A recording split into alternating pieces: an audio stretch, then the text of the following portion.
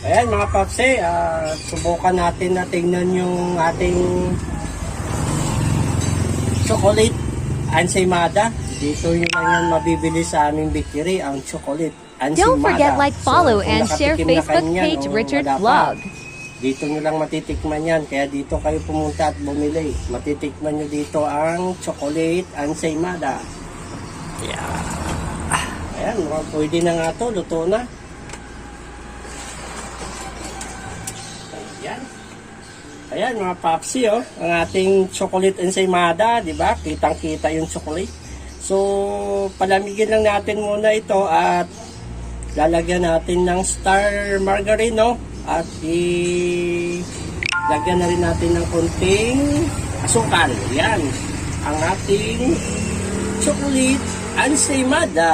Ayan mga papsi, masarap ito.